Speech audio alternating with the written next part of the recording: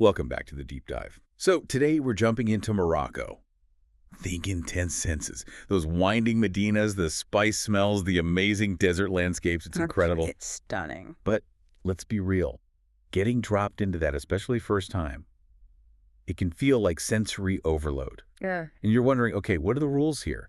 Safety, scams, even just crossing the street. Yeah, that feeling of, whoa, what's going on is exactly why we're doing this. We've dug through everything. Government advisories, travel blogs, guides on driving, personal stories, all of it. And the goal here is to boil it all down for you, give you the essential stuff, the unwritten rules you really need for a smooth trip. We want you to feel confident, not confused. And we've got some really specific things today, stuff that goes way beyond, don't drink the tap water. We're talking about the driving, which is unique. Yeah. Black henna risks, even this weird parking thing where attendants might ask for your keys. Yep, that one surprises people. We'll cover it all. Okay, so let's start with people. Safety. It comes up a lot with Morocco. Reports seen kind of mixed sometimes. What's the baseline we should have in mind? The big picture. It's positive. Morocco is generally safe, like serious violent crime. Super rare, especially targeting foreigners. The main thing isn't really danger. It's more about being constantly vigilant. Vigilant against. Petty crime, mostly. Pickpocketing, minor scams, and what travelers just call the hassle. Right, the hassle. And that's not random, is it? There's a reason behind it. No, it's targeted. Tourists stand out, often perceived as wealthy, which, compared to local standards, is often true. So places like Juma El Fayda in Marrakech, the big squares, the crowded Medinas in Fez, prime spots for pickpockets. So the immediate takeaway for you listening, assume you might be a target for petty theft. Don't make it easy. Leave the passport, extra cards, most of your cash locked up back at the hotel. Exactly. Use the safe. Carry just what you need for the day. In Terms DH, that's the currency code. And keep it somewhere secure, like a money belt or maybe one of those slash-resistant bags. Definitely. Now, about those scams, some are pretty unique to Morocco and can catch anyone off guard. Top of the list is probably the unsolicited guide, the nice guy showing the way. Yeah, I've heard about this. You look lost for like 2 seconds, and suddenly someone's your best friend walking you to your hotel. That's the one. They'll walk you maybe, 50 meters down an alley, then suddenly demand 30, even 50 dirhams, which is way too much for that. So how do you handle that? Politeness, but firmness. Wow. A clear la shukran, no thank you. And crucially, if you do need directions, don't ask random people on the street. Ask someone working a shopkeeper inside their shop, a traffic officer, police. They're generally reliable. Okay, good tip. Another one, you mentioned black henna. You see it offered in the squares. Why is that dangerous? Normal henna's fine. Right. Traditional henna paste is greenish or dark brown, made from a plant. It's safe. But black henna, that color comes from PPD, paraphenylenediamine. It's basically a chemical used in black hair dye, and it's toxic when applied directly to skin like that. It can cause really nasty allergic reactions, chemical burns, even permanent scars. Ouch. Okay, so definitely avoid the black stuff. Stick to the traditional brown-green henna if you want some body art. Absolutely. Just say no to black henna. Then there are the fake goods. Argan oil is a big one, often diluted with cheaper oils like olive oil. Saffron, too. Sometimes it's just dyed threads. How can you tell? Real saffron has a very strong, distinctive smell. Give it a sniff. For argan oil, it's harder. Maybe look for certified cooperatives. And fossils. Lots of fakes out there. Perfect-looking trilobites cast in concrete. Real fossils usually aren't that perfect. Okay, and restaurant scams. You mentioned menus. Yeah, this is a common frustration. Some places, especially tourist traps, literally have 2 menus. One with local prices, one jacked up for tourists. Yep. So always ask to see the cart or price list when you sit down. And watch out for things appearing on your table. You didn't order bread, olives, sometimes even bottled water. They might seem complimentary. But then they show up on the bill. Exactly. If you didn't explicitly order it, point it out and clarify you don't expect to pay for it. Better to sort it out early. Okay. Now, we need to talk specifically about solo female travelers. The experience can be quite different, right? We saw a stat, something like 73% reported street harassment in a 2017 survey. That figure is jarringly high, yes. And it's important to understand what that usually means. It's mostly verbal stuff, catcalls, persistent comments, staring. It's rarely physical confrontation, but it is. Well, it's relentless and can be really draining. So what's the advice? Preparation helps manage it. The most consistent advice across all sources is about dress.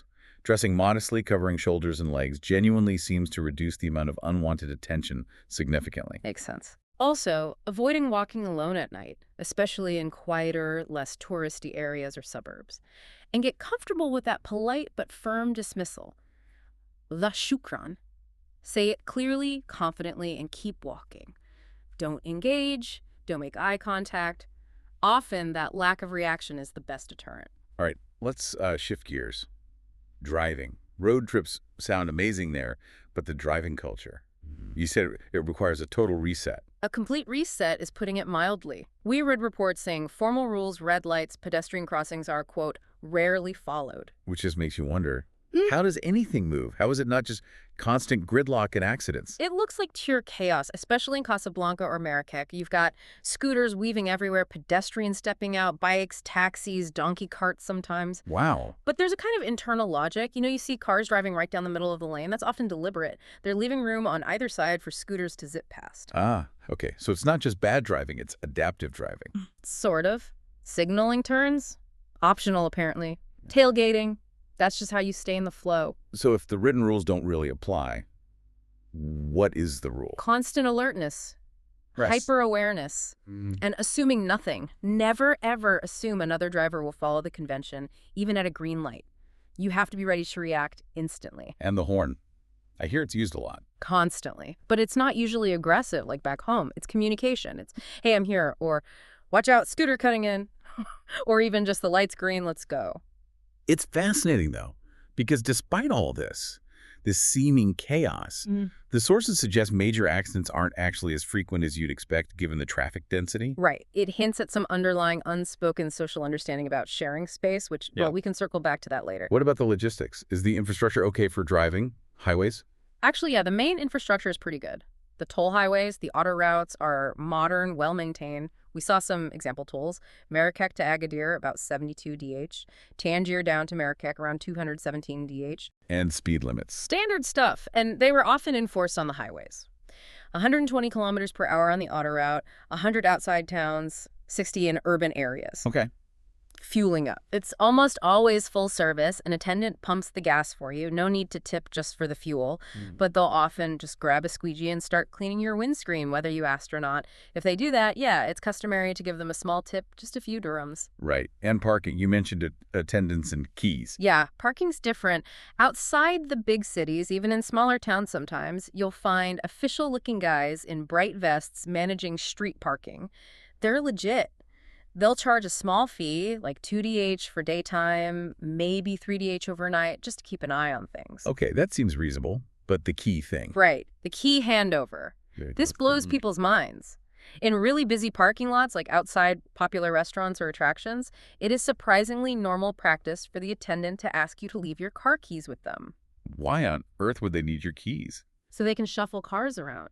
Tetris, basically. Yeah. To squeeze more vehicles in, they need to be able to move yours if it's blocking someone else later. Oh, wow.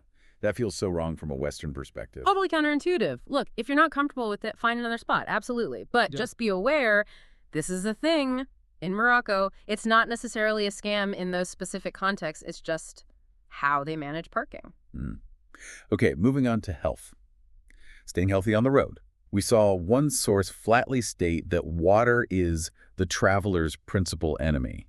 That sounds dramatic. It is dramatic, but maybe not far off. Traveler's diarrhea is incredibly common. Stats suggest maybe up to half of visitors get it, often in the first few days. And contaminated water is blamed for like 80% of travel-related illnesses. So yeah, tap water, just don't. Bottled water only then. Got it. And not just any bottled water. You absolutely must check the cap seal yourself before you drink it. Why? Because sometimes less scrupulous vendors might refill used bottles with tap water and try to pass them off. So check that seal is intact. Wow. Okay. And this applies to everything. Ice cubes, salads. Yep. Avoid ice cubes completely unless you're certain they're made from purified water, unlikely outside high-end hotels. Yeah. And for fruit and veg, remember the mantra, wash it, peel it, boil it, or forget it. Basically, if you can't peel it or it hasn't been cooked, be wary. And street food. It's such a huge part of the experience, but risky. It can be amazing, especially places like Jama El Fana Square, but hygiene standards, They vary wildly. It's hard for you as a visitor to judge. If you have a sensitive stomach, maybe exercise caution. Stick to stalls that look busy, clean, and where food is cooked fresh in front of you, or just stick to established restaurants. Any specific food warnings? Allergies? Yes, one big one, almonds. They are everywhere in Moroccan sweets and pastries. If you have a nut allergy, you need to be extremely careful and ask specifically. Good heads up. What about healthcare if something does go wrong? Okay, so private clinics and hospitals are generally good quality, but they are expensive. Public hospitals.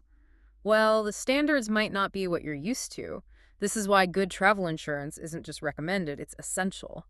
Make sure it covers medical emergencies and, crucially, medical evacuation. Right, non-negotiable. Any other environmental health risks? Animals, bugs. The main one is probably rabies. There are stray dogs and cats around, especially if you get out into rural areas or the mountains. Avoid touching them no matter how cute they look. Also, if you're planning on eating adventurously or spending a lot of time in the countryside, getting vaccinated for typhoid and hepatitis A beforehand is a really good idea. Okay, and let's quickly run through those emergency numbers. Everyone should save these. Definitely. In big cities, for police, it's 190, or you can also use the general emergency number 112. Okay, Outside the cities, in rural areas, you need the Royal Gendarmerie. That's 177. got it. For an ambulance, the number is 150, and for the fire brigade, it's 15. 150 for ambulance, 15 for fire. Perfect. Saved. So just before we wrap up, let's touch quickly on the broader security picture. Official advisories. The U.S. State Department, for example, currently has Morocco at level 2. Exercise increased caution. And the primary reason cited is terrorism. Okay, level 2. It's important to understand what that actually means, right? It's not do not travel. Exactly. It means be aware, be vigilant. The advisory notes that potential targets could include tourist spots, markets, transportation hubs. Attacks can happen with little warning. And there is historical context here. The 2011 bombing in Marrakech, the tragic murder of 2 Scandinavian hikers in the Atlas Mountains in 2018. Yes, those incidents happened. But it's also important to note that the Moroccan government significantly stepped up security measures after those events, and Morocco actually scores quite low on global terrorism indices, often lower risk than some Western European countries. So it's a risk to be aware of, absolutely, but perhaps not something to paralyze your travel plans. Maintain situational awareness. Is there any specific region that carries a much higher risk, one that travelers really should avoid? Yes, there is one clear area, the Western Sahara region, particularly south of the city of Dakhla. Why is that? It's a disputed territory. There's a long history of conflict there, and the really serious danger is the legacy of that conflict. Thousands upon thousands of unexploded landmines and ordnance scattered across the area off the main roads. Wow. Okay.